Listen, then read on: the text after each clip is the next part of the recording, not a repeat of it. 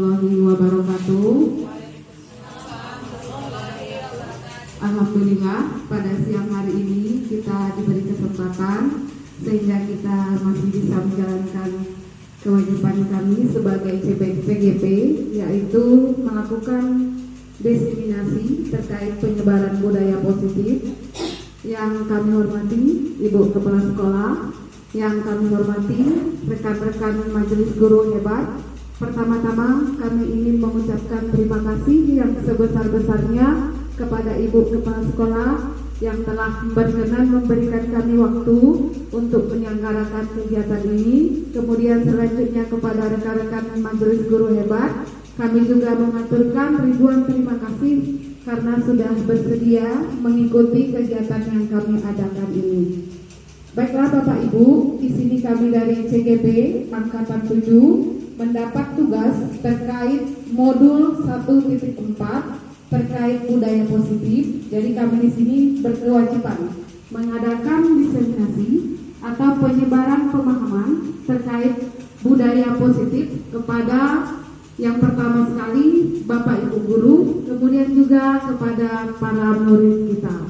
Nah, pada kesempatan ini, adapun kegiatan yang kami pilih adalah luring. Sebenarnya bisa dua Bapak Ibu, bisa dilakukan secara webinar atau Zoom, kemudian bisa juga luring. Jadi kami pilih luring, dan di sini kami mengambil kolaborasi demi menghemat waktu, karena jika kami satu persatu nanti takutnya kegiatan KBM kita terganggu.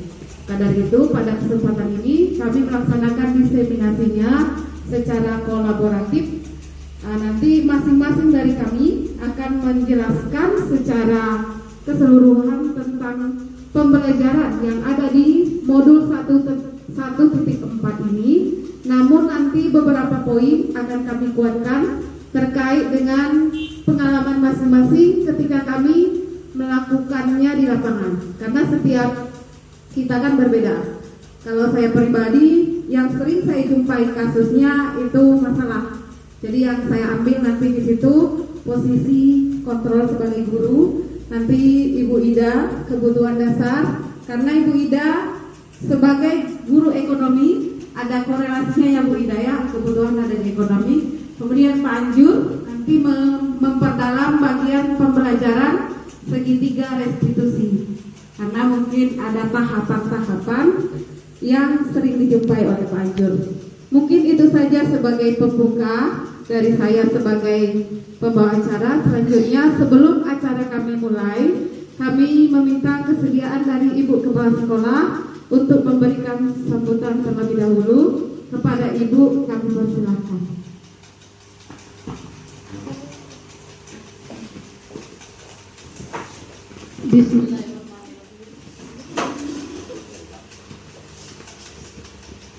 Bismillahirrahmanirrahim. Assalamualaikum warahmatullahi wabarakatuh.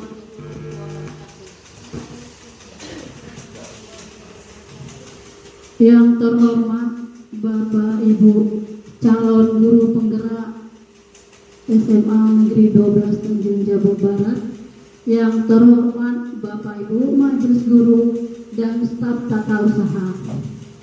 Pertama-tama dan paling utama, marilah kita panjatkan puji syukur kepada Allah Subhanahu wa Ta'ala karena berkat rahmat karunia-Nya pada siang ini kita masih diberi kesehatan untuk melaksanakan atau menyaksikan atau melihat aksi nyata yang akan ditampilkan oleh Bapak Ibu CGP kita Angkatan 7. Dan tak lupa salawat beriring salam kita hadiahkan pada junjungan Nabi besar Muhammad Sallallahu Alaihi Wasallam dengan melapaskan Allahumma sholli ala Sayyidina Muhammad wa ala ali Sayyidina Muhammad. Mudah-mudahan kita mendapat syafaatnya di yaumil akhir nanti. Amin ya robbal alamin. Bapak Ibu yang saya hormati, di mana kita ketahui kalau kita melihat dari filosofinya pendidik, yaitu Ki Hajar Dewantara, peran guru di sekolah itu sebagai among yang menuntun benih-benih kebudayaan, yaitu murid untuk tumbuh dan berkembang menjadi manusia yang beradab, berkarakter, agar dia tidak kehilangan arah dan dapat mencapai keselamatan. Itu yang kita lihat dari Ki Hajar Dewantara. Namun tidak kita pungkiri, seiring dengan perkembangan zaman dan kemajuan teknologi yang sudah mendunia, banyak remaja yang anak-anak kita, siswa murid-murid kita ini sudah usianya remaja, yang berperilaku negatif seperti berbohong, berbicara kotor, kadang-kadang mereka minum minuman keras.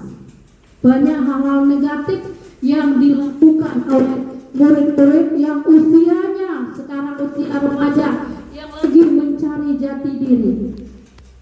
Untuk membangun karakter tadi itulah, maka salah satu upaya kita atau upaya sekolah menciptakan budaya positif.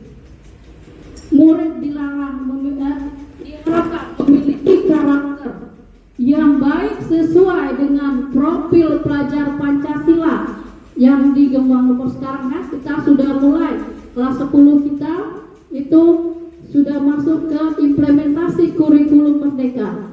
Mereka memiliki budaya positif. Bapak Ibu yang saya hormati, dengan berkembangnya zaman ini, dengan banyaknya dampak-dampak negatif,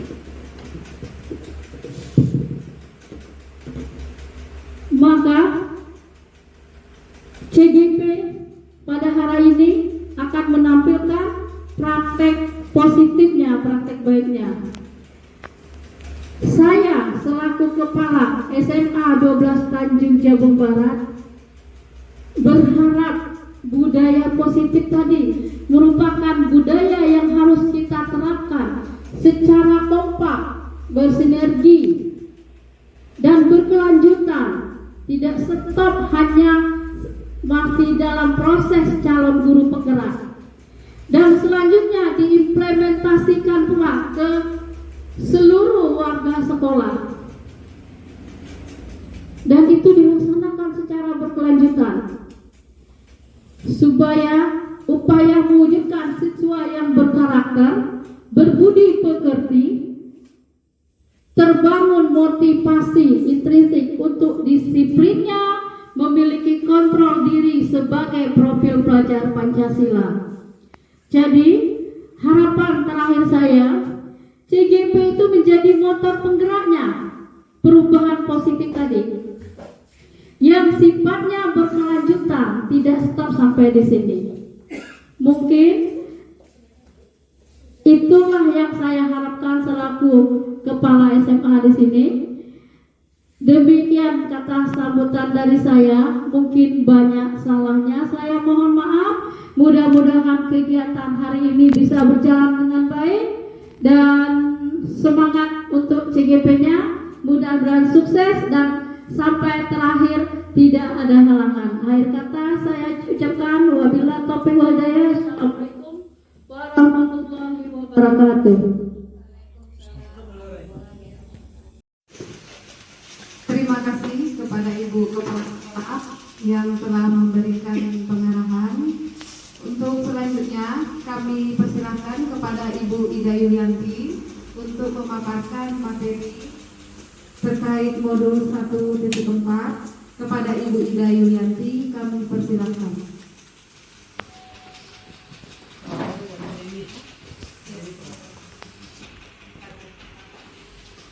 Terima kasih Ibu Leni. Assalamualaikum warahmatullahi wabarakatuh. Waalaikumsalam warahmatullahi wabarakatuh. Alhamdulillah, puji syukur kehadirat Allah SWT sehingga kita dapat berkumpul pada saat ini.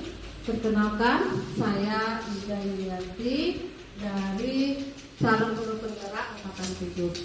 Baiklah Bapak Ibu semuanya, hari ini saya, Bu Leni, dan Pak Anjur bukan ingin mengajar dijelaskan, tetapi mungkin kita mengulang-ulang kembali materi-materi yang pernah kita belajar selama ini di waktu kuliah, atau mungkin juga kegiatan yang sebenarnya sudah kita lakukan, tetapi karena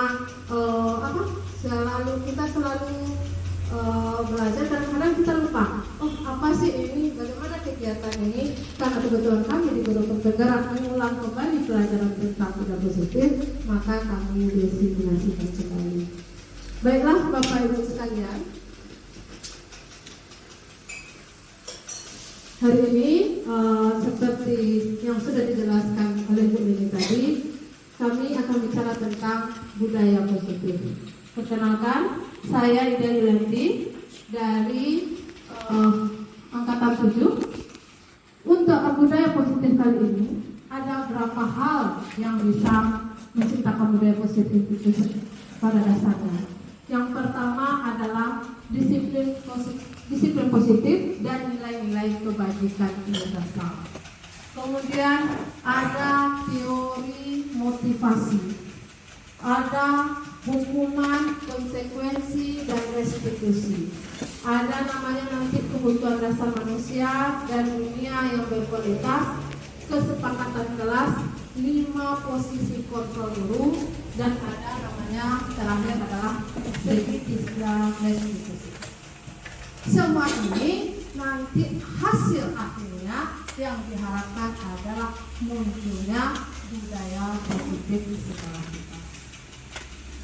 Tentu untuk menciptakan budaya positif ini kita bisa melakukannya bersama-sama.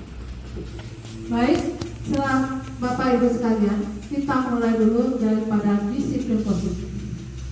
Disiplin positif itu berhubungan tentang kontrol guru, kontrol diri kita terhadap tindakan yang kita lakukan. Jadi disiplin positif itu berhubungan tentang tindakan apa yang kita lakukan itu adalah kontrol diri kita sendiri. Seperti ada teori mengatakan menggenggam tangan, ya. Teori menggenggam tangan ini berbicara bahwa coba kamu genggam tanganmu, lalu mintalah seseorang untuk membukanya. Seseorang akan berusaha untuk membuka tangan kita. Jika tangan itu terbuka, kita akan tahu itu penyebabnya apa. Apakah karena permintaan orang lain atau karena diri kita sendiri. Kalau permintaan orang lain itu berarti ada motivasi eksternal. Tetapi kalau karena diri kita sendiri itu nanti ada motivasi internal kita, ada dari dalam diri kita. Dan pada dasarnya bahwa apapun yang kita lakukan, yang memegang kontrol diri itu adalah diri kita sendiri. Tidak ada yang lain. Karena nanti ada namanya ilusi. Yang apa itu ilusi? Bapak Ibu bisa lihat di sini. Sebentar. Nah, ini kadang-kadang kita berilusi bahwa guru mampu mengontrol murid. Padahal belum tentu. Mungkin dia patuhnya di depan kita saja. Mungkin dia mengiyakan apa yang kita katakan, tapi di belakang tidak. Maka itu disebut ilusi guru mengontrol murid. Lalu ada ilusi bahwa semua perbuatan positif, efektif, dan bermanfaat. Ternyata ini juga tidak semuanya, karena ada ilusi. Berarti ini juga ada eksternal. Lalu ada ilusi bahwa kritik akan membuat orang bersalah, dapat menguatkan karakter. Nah, jadi kita melakukannya bahwa kita berikan dia merasa bersalah. Coba kalau kamu tidak lakukan ini, pasti tidak seperti ini. Itu tidak semuanya betul. Itu adalah sebuah ilusi. Lalu ada bahwa ilusi mengatakan bahwa orang dewasa memiliki hak dan memaksa. Nah, ini juga sebuah ilusi yang menyebabkan padahal kita menganggap bahwa sesuatu itu di bawah kontrol kita. Ternyata tidak. Sebenarnya yang mengontrol suatu kegiatan kita adalah diri kita sendiri. Itu ilusi kontrol tadi, Bapak Ibu.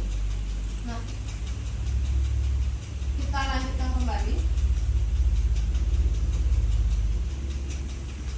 Ada motivasi yang mempengaruhinya tadi. Ini yang motivasi itu. Yang pertama itu untuk menghindari ketidaknyamanan dan hukuman. Kontrol tadi kegiatan ketika kita melakukan kesalahan, ketika kita melakukan sesuatu, kadang-kadang motivasinya adalah karena ketidaknyamanan dan hukuman. Nah ini yang menyebabkan ini ya teori kebutuhan tadi ya, apa budaya positif tadi. Lalu yang kedua adalah untuk mendapat imbalan atau penghargaan. Kenapa kita melakukan sesuatu? Karena ingin dapat penghargaan, ingin dapat imbalan. Lalu terakhir ada teori motivasi ketika kita melakukan sesuatu adalah untuk menjadi orang yang mereka inginkan dan menghargai diri kita sendiri dan nilai-nilai yang mereka miliki. Budaya positif itu pada dasarnya akan kita adalah sebuah kebiasaan yang selalu kita lakukan terus-menerus. Jadi budaya positif tidak bisa kita lakukan langsung ini, tapi harus dari dasar dulu. Kita belajar mulai dulu, baru nanti dia akan melekat kepada diri kita sendiri. Itu dia teori motivasi. Ada teori lagi yang berhubungan tentang budaya positif adalah tentang hukuman, konsekuensi, dan restitusi. Ada 3 hal. Dia mirip tapi berbeda. Apa itu? Yaitu hukuman. Kalau hukuman itu biasanya langsung kita berikan. Ada anak salah, kamu saya hukum membersihkan kamar mandi. Itu hukuman namanya. Kenapa? Sifatnya tiba-tiba. Lalu ada konsekuensi. Konsekuensi sudah kita sepakati terlebih dahulu, baru nanti ketika melakukan kesalahan maka diberikanlah hasil konsekuensi tadi. Dan ada satu lagi adalah restitusi. Kalau restitusi adalah bagaimana kita menciptakan anak, menumbuhkan karakternya ketika dia kembali ke dalam kelompoknya menjadi lebih kuat lagi. Namun untuk kegiatan kali ini saya akan mengambil budaya positif, yaitu tentang 5 kebutuhan dasar manusia dan dunia yang berkualitas. Bapak Ibu yang saya sayangi, Bapak Ibu tahu apa itu kebutuhan? Pernah pasti mendengar ada kebutuhan, lalu ada keinginan. Kira-kira apa beda kebutuhan dengan keinginan? Ada yang pernah tahu apa sih sebenarnya itu kebutuhan dengan keinginan? Kira-kira coba siapa yang bisa? Bu Dame, menurut Bu Dame apa kira-kira beda antara kebutuhan dengan keinginan? Menurut saya kebutuhan itu adalah yang kita lakukan sehari-hari, kewajiban kita. Tetapi keinginan itu belum tentu terwujud dalam kehidupan kita. Bagus sekali. Kebutuhan adalah sesuatu yang kita butuhkan sehari-hari dalam kehidupan kita, sedangkan kalau keinginan adalah hayalan kita, harapan kita terhadap sesuatu. Nah, kebutuhan ini ada satu garis di bawah, yaitu jika tidak terpenuhi maka akan terganggu kelangsungan hidup. Begitu juga dengan kebutuhan dasar manusia ini. Ada kebutuhan dasar 5 kebutuhan dasar manusia. Bapak Ibu silakan lihat ini. Ada 5 kebutuhan dasar manusia, yaitu yang pertama adalah bertahan hidup. Nah, ini kebutuhan dasar yang paling dasar menurut William Glasser. Ya, kebutuhan manusia yang pertama itu adalah bertahan hidup. Apa itu bertahan hidup? Makan, minum, tempat tinggal, itu semuanya kebutuhan bertahan hidup. Kemudian ada namanya kebutuhan terhadap penguasaan. pengen jadi pemimpin, pengen dilihat orang, pengen menjadi yang utama itu kebutuhan terhadap penguasa.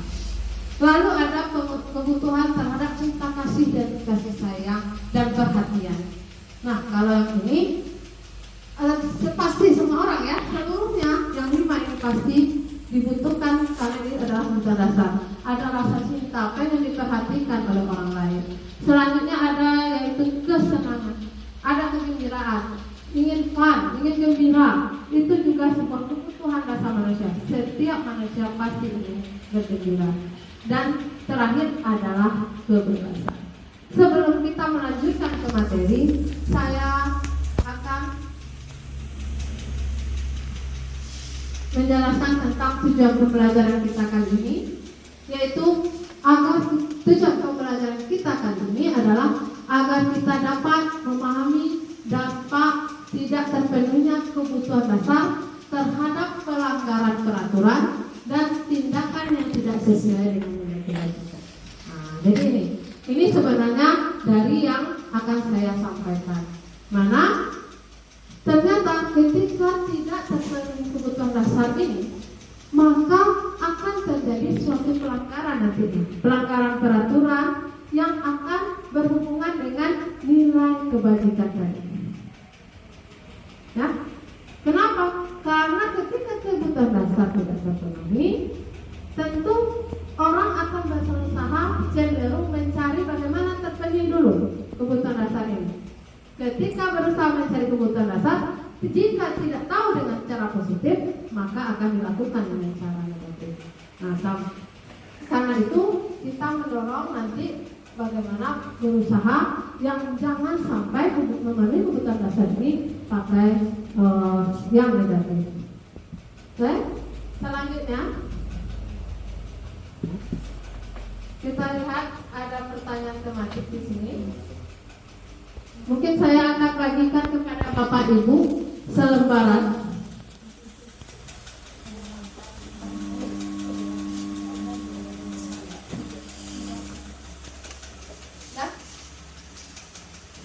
Silakan Bapak Ibu baca, ada pertanyaan tematik di sana.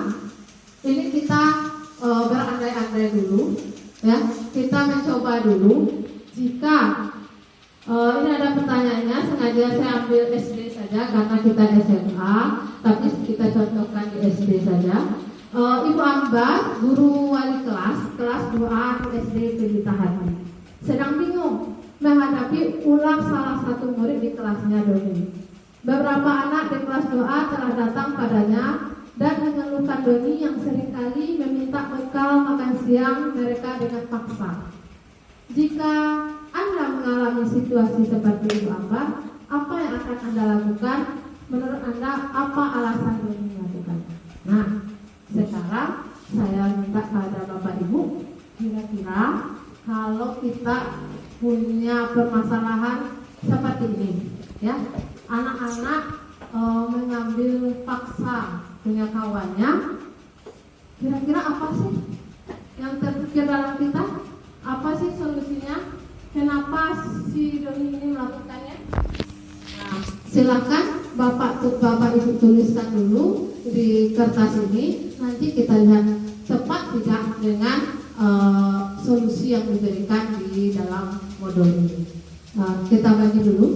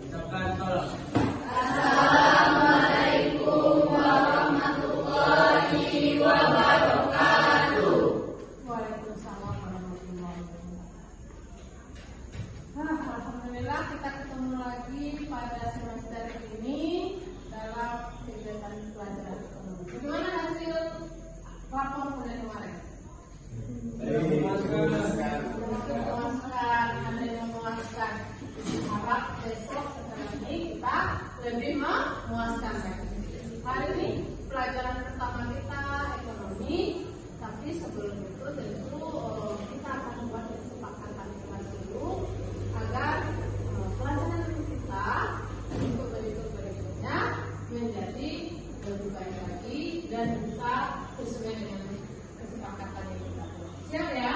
Siap. Oke, hari ini siapa yang tidak hadir? Ada berapa orang yang tidak hadir? Tiga orang ya.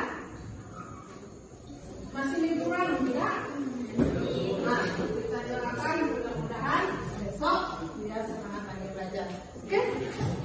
Seperti yang saya bilang hari ini, kita akan melakukan kegiatan pembelajaran pertama kita, yaitu dari materi ekonomi. Namun sebelum itu, sebelum kita masuk kepada materi, tentu kita akan membuat kesepakatan.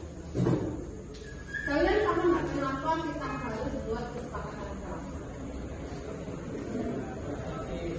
Supaya apa nak? Kelas menjadi tertib. Bagus, apa lagi? Kelas menjadi apa? Kelas menjadi kompak, luar biasa. Nah, itulah harapan kita. Ketika kita belajar, kita menjadi semangat dan menjadi satu pelajaran yang kita terima. Dan didapat, tetapi aturannya, kesepakatannya, keyakinannya, hasil akhirnya nanti dapat dilihat di dalam kegiatan. Ya, jadi teratur semuanya sesuai dengan apa yang kita lakukan. Baiklah, kalau gitu kita mulai saja. Ibu mau tanya, apakah kita mau kesepakatan kelasnya? Kalian ngomong satu-satu tunjuk tangan atau kita pakai kertas? Pakai kertas saja ya. Oke, kalau begitu, ibu di sini punya karton, ada kertas. Kalian nanti tulis di sini pengennya sekolah kita ini selama belajar ekonomi mau seperti apa sih? Ya, maunya aturan yang kita tetapkan seperti apa sih? Nah, dibuat di sini. Tiap satu orang cukup satu saja kesepakatannya. Nanti kita gabung sama-sama. Paham? Bisa dimengerti? Siap untuk membuat kesepakatan kelas? Oke. Sekarang berbagi ya.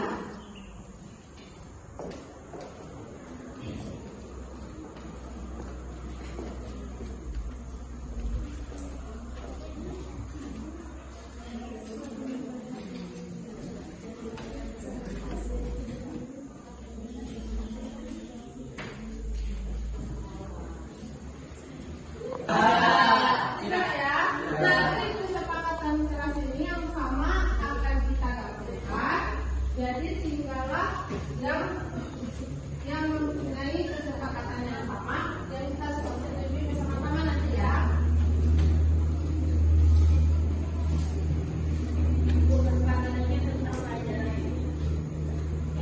Kesepakatan yang kita buat adalah proses selama kita belajar ekonomi. Kita belajar berapa jam belajar ekonomi dalam satu hari? 2 jam. Ada 4 jam ya dalam satu minggu.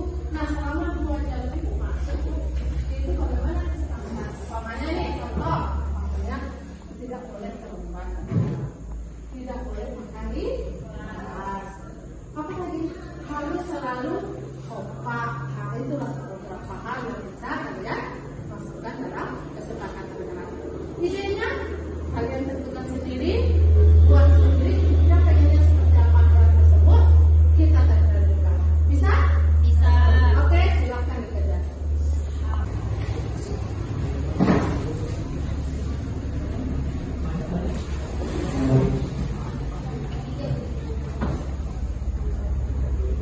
Oke, sudah selesai. Sudah terbayang, sudah disahkan apa yang pengen yang disepakati di kelas ini.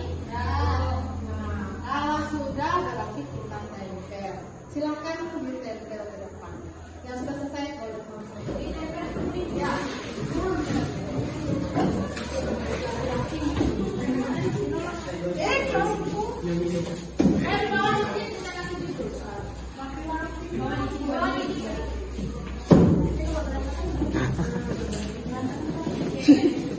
Karena sini. Berapa menit? Dari tadi cuma 4 menit. Oh, potong.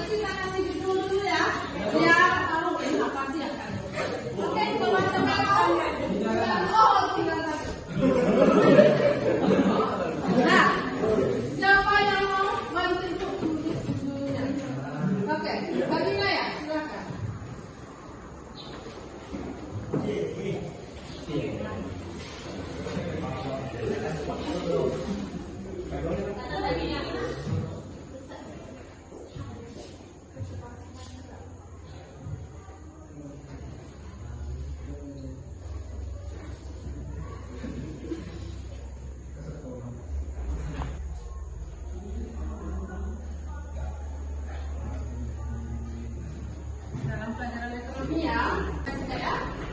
Kita lanjut, sudah dapat jadwalnya kesepakatan kelas cerdas cermat dalam pelajaran ekonomi. Kita bacakan. Mau bacakan ibu atau kalian saja? Ya. Pertama, tidak boleh makan di kelas belajar. Setuju? Kesempatan kelas saat belajar adalah saya sepakat saat belajar ekonomi kelas dalam keadaan rapi, tertib dan kompak. Setuju? Oke. Setelah selesai berdoa, semua siswa harus menyalami guru. Oke ya? Setuju? Berarti seperti tadi ketika ibu masuk, kalian salami. Oke? Lanjut, meningkatkan kerjasama yang baik dan diharapkan mematuhi kesepakatan yang ada. Oke bos, bagi siswa yang telat tidak boleh mengikuti pelajaran karena tidak disiplin. Setuju atau tidak? Setuju. Berarti tidak belajar dong. Bagi siswa yang telat tidak boleh mengikuti pelajaran karena tidak disiplin. Tidak setuju. Setuju. Tidak Bagaimana? Jadi, bagaimana sebaiknya? Kalau tidak puasa dari mana? Ubah. Bagaimana kira-kira? Bagi siswa yang terlambat diberi sanksi. Ya, kita baginya kesepakatannya jangan tidak mengikuti pelajaran ya. Mungkin ada beberapa konsekuensi yang harus dilakukan. Ada batasnya, pokoknya terlambat 5 menit dia mempunyai konsekuensi yang ada. Oke, kita ganti ya. Lanjut, tidak boleh ribut di saat jam belajar ekonomi. Gimana? Setuju? Harus selalu menjaga kebersihan kelas. Apabila ada tugas dalam pelajaran ekonomi, lebih baik berkelompok karena pelajaran ekonomi mengajarkan kita untuk bersosialisasi. Setuju? Oke, tidak boleh makan pada saat belajar. Sudah saja, setuju ya? Menaati peraturan yang telah dibuat bagi yang melanggar akan dikenakan sanksi. Setuju? Setuju. Selalu kompak dalam pelajaran ekonomi. Setuju tidak? Setuju. Dilarang telat masuk pelajaran ekonomi. Setuju? Setuju. Oke, bagus.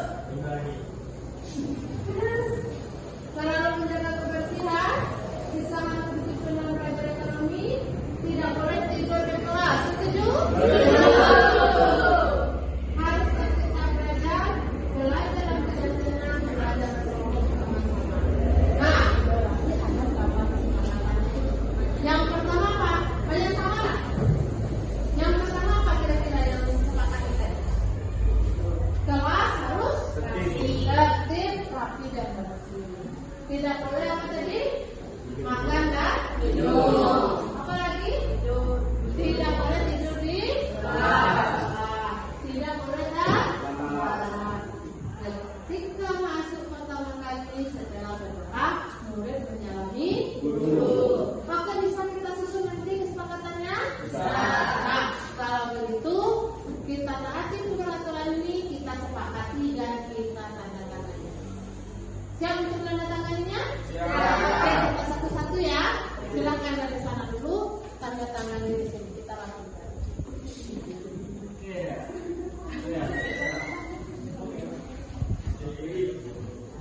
Nanti kita rapikan ya sana ya.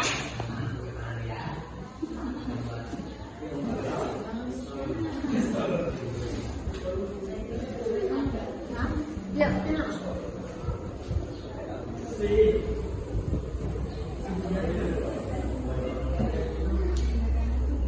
Oke, silakan.